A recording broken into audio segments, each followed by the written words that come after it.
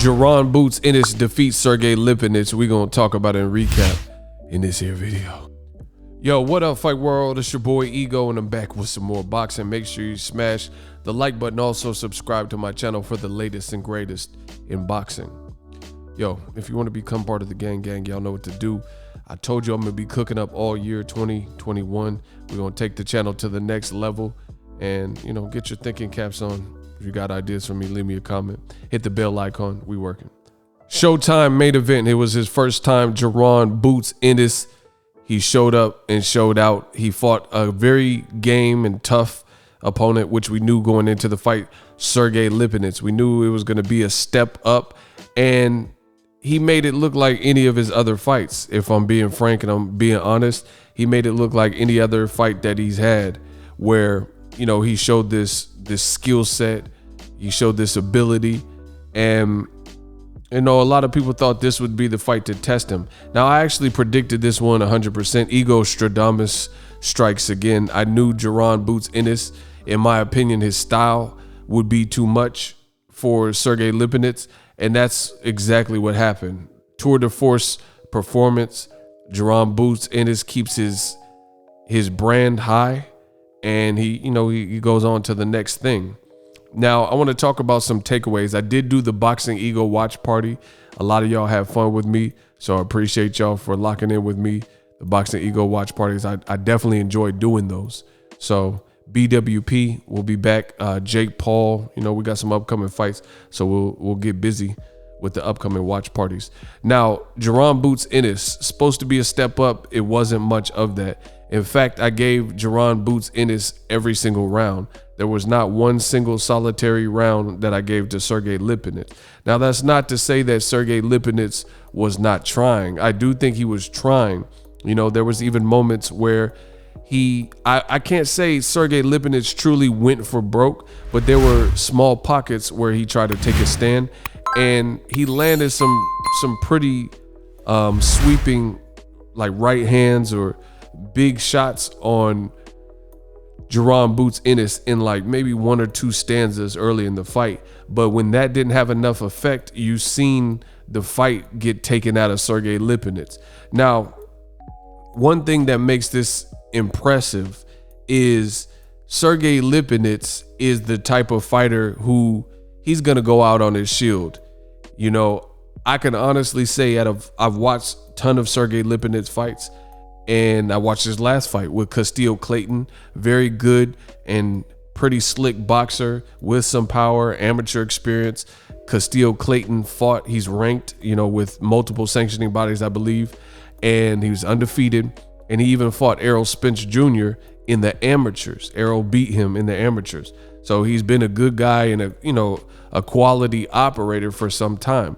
That fight with Sergey Lipinets was pretty close. I did think Castillo Clayton probably did enough to win, but, you know, it was a close fight, and they scored it a draw, and Lipinets, you know, continued on with this fight. So I give props to Lipinets for being a person who's willing to fight whoever, because there's nothing to say he had to fight Jaron Boots Ennis, and we knew it was a tall order. But the reason I give Jaron Boots Ennis a lot of credit is because Lipinets has the pedigree. He retired Lamont Peterson. Lamont Peterson, you know, stopped fighting after that fight. I do think part of that was Errol Spence. Errol Spence fought him right before Lipinets, and then he took a long layoff, and then Lipinets ended up finishing him off. But Lipinets, that fight was at 147, and Lipinets looked good in that fight with Lamont Peterson, and, you know, he pulled the trigger, got Lamont Peterson, another known name person. He got him out of there. But this fight was different. You know, this was different than the Castillo Clayton fight for Lipinets. It's different than the Lamont Peterson fight for Lipinets, and it was much different than even the fight with Mikey Garcia. So Lipinets has been in there with some solid guys. Even when he won the title at 140, he fought this pretty tough Japanese fight, and I thought the Japanese dude beat him. The dude was like kind of balding or whatever, and it was just a real close fight. But that's the difference. All these fights, Lipinets and the Japanese dude for the title at 140, Mikey Garcia, Castillo Clayton, Lamont Peterson, all the fights were either close or Lipinets won. You know what I mean? Because even the Mikey Garcia fight, I remember that fight. That was in like San Antonio, Texas. They had it scheduled for one date in a different venue, and then they end up like pushing it back and picking a different venue. But they were both in Texas, and then it ended up being in Texas. Lipinets was dropped in that fight by Mikey Garcia, but it was still a pretty tough fight for Mikey Garcia. If you guys remember that, it went 12 rounds. You know, I seen people lying online saying that, you know, Boots is fighting a guy that Mikey Garcia stopped. You know, that didn't happen. That fight went 12 rounds. So a lot of y'all don't know ish about boxing. And if you watch that fight with Mikey Garcia is someone who I definitely rank and I rate. I think he's a quality guy, especially at 140 where he fought Lipinets. That was a pretty tough fight. Even despite getting dropped, Lipinets got back up and he was game. And if you remember that fight, Mikey Garcia had a bloody nose in that fight from Lipinets. So, you know, don't forget that wasn't a walk in the park fight for Mikey Garcia, and this was pre Mikey Garcia losing. This was when he was undefeated, and I think he had already beaten Broner at that point. But either way, it was before the Errol Spence fight for Mikey Garcia for sure, and he put Mikey Garcia in a pretty tough fight, a pretty close, pretty tough fight. Bloodied his nose, etc. Jaron Boots Ennis, he was on another level. Now, this was at a different weight class, but again, Lipinets has a stoppage over Lamont Peterson at that same weight class. Lipinets threw a ton of punches versus Castillo Clayton, and then when he was in there with Jaron Boots Ennis, the good thing about Ennis' style is he's creative. His punch variety, his punch placement, punch variation, his accuracy, his jab, he just mixes it up very, very well. He got some fancy footwork. He likes to have fun and show some pizzazz. I told you guys I see a bit of Roy Jones in him, and I don't use that loosely because Roy Jones is one of my favorite fighters of all time. Didn't I just say that? This would take some time. So I see snippets of Roy Jones in Jaron's arsenal. So his ceiling is very high. But from what I've seen in this fight with Lipinets is he just became increasingly discouraged and deflated. Now, there was a knockdown earlier in this fight, and it didn't look too crazy. Even like in the replay, when they showed the knockdown, it didn't look too crazy, but they counted it as a knockdown, and it was ruled as such, so that became a 10-8 round. And nonetheless, you didn't see that much protesting from Sergey Lipinets. So even though I'm telling you, in my opinion, watching that knockdown, it didn't look like it looked almost like they got tripped up. Lipinets didn't protest it. So I think he felt he was down. And at the end of the day, Lipinets was just overmatched. He wasn't throwing enough jabs. He had the shorter arms. He was shorter, height-wise. And he did not look like his normal self. And I give a lot of credit to that, to Jaron Boots Ennis, what he was doing. He was getting off first. He was very creative with his punch variety, and he's strong. He's a power puncher, and he's well placed in the shots and also attacking the body. I love to see that from young fighters, how they don't just headhunt and then they don't forget about the body, and that's Jaron Boots Ennis. So ultimately, Lipinets, he just kept getting discouraged, more and more discouraged. He got knocked down. He wasn't really winning the rounds. Even when he landed, there's once or twice where he landed a pretty significant punch, either Jaron Ennis with his slickness kind of rolled with the punch and took some steam off of it, but he fired right back, and Lipinets ultimately was discouraged because he couldn't keep the guy off of him. And Lipinets was getting broke down round by round. Jaron Boots Ennis, the great thing about his style is he has the style, it's his own style, but it's also a mixture of, it reminds me of the Canelos, the David Benavidez's, and, Roy Jones, just in the sense of he's not going to hit you with necessarily one punch. Once he gets going, once he gets that motor running, it's and he's hitting you with several shots. He's not just sending singles. One of the biggest complaints people have for a guy like, let's say, Adrian Broner is they say he doesn't let his hands go. This is definitely something you don't have to worry about with Jaron Boots Ennis, because, you know, he's like a sports car, very athletic, a lot of natural ability, big for welterweight. His back looked big. I just love the performance, you know, very dominant performance, statement performance. And it's a great performance based on how his last fight with Chris Van Heerden ended. It ended in a non-traditional way with a bad cut. The fight couldn't continue. So it was like a buzzkill. So this really gets his knockout streak for real back. The way he set up the knockout was crazy. I believe it was in the 6th round. At first, it looked like he just hit him with the hook or with the uppercut and knocked Lipinets out. But upon further review, when they showed the replay and I got to watch it from a couple different angles, it was set up beautifully. It was really a 2-piece. He really hooked him, and then Lipinets' body twisted, and then he was kind of out of position, and then he followed up with an uppercut that sat him down, and the referee just stopped it. You know, Lipinets looked done. The way he fell, he like kind of jumped back. He was just getting beat up, you know, and nothing more was needed. So a huge statement made by Jaron Boots Ennis. I cannot wait to continue following. I want to see him live, you know, when this pandemic and stuff clears up. Nobody's done that to Lipinets, and I do value that. I gotta put that into the equation. Like, Mikey Garcia is a strong guy. Mikey Garcia can stretch you. You know, we've seen it with Dejan Zlaticanin. He dropped Robert Easter and stuff like that. You know, we've seen Mikey hurt people. He even hurt Jesse Vargas at 147. And at 140, Mikey did not do all that to Lipinets. Lamont Peterson didn't do that. Castillo Clayton. So you got to give credit. Now, I know the haters, I'm not going to spend too much time. I'm going to give them half a bar, but there's a lot of haters. Jaron Ennis, you know, you see this oftentimes with black fighters who are dominant like this. I've seen some people say, oh, I'm not giving him credit. You know, Lipinets was too small and this and that. But if that's the case, look at Virgil Ortiz Jr.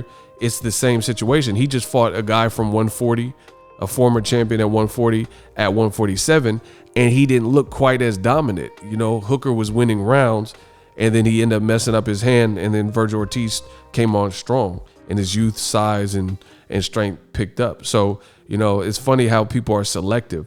Another thing is Jaron Boots Ennis, you know, people are saying like, oh, he's a weight bully and this and that. Lipinets, he has fought at this weight class before. Height, Mike Tyson was always shorter than guys, and he would get knockouts. So it was just a bad matchup for Lipinets. He just couldn't get off like he needed to. Boots was meeting him at the front door. He was getting off first. It's a bad stylistic matchup, which is why Igor Stradamus got this one 100% right. So I like the development. Hopefully Boots signs a deal. I know he has some different management promoter issues, but I hope he signs with Al Heyman and PBC, because, you know, they got the top welterweight. So I would love to see Boots Ennis keep progressing. A lot of people keep talking about Boots and Terrence Crawford, Errol Spence. I don't think we should. I really believe there's no real rush unless you're ranked and you got the number 1 spot. You know, you earned that, so you got to rush. But it doesn't. I don't see that as being that realistic. You know what I mean? Errol Spence, he could fight, or Dennis Ugas for a belt, a guy who's more developed and, you know, arguably beat Sean Porter and has a belt. You could fight him and sell out in Cowboy Stadium. Why are you going to fight Jaron Boots Ennis right now? So in the future, yes, Terrence Crawford, Errol Spence, if they're still around 47, they could fight Boots Ennis. But I don't think that's really realistic. It makes no sense for Errol Spence, an established act who's trying to, you know, collect belts and build his brand up. It makes no sense for him to fight Jaron Boots Ennis, despite how good of a fight it could be. To me, I'd rather see a lot of people, even Virgil Ortiz. People keep saying Virgil Ortiz and Crawford and stuff like that. Hey, I mean, it is what it is, but I'm just giving you my opinion. I'd rather see Jaron Ennis and Virgil Ortiz, or other options like Virgil Ortiz versus Rashidi Ellis. Let Ego do the matchmaking. I think that's a great fight. Rashidi Speedy Ellis versus Virgil Ortiz. And then for Jaron Boots Ennis, probably somebody like Jose Cito Lopez.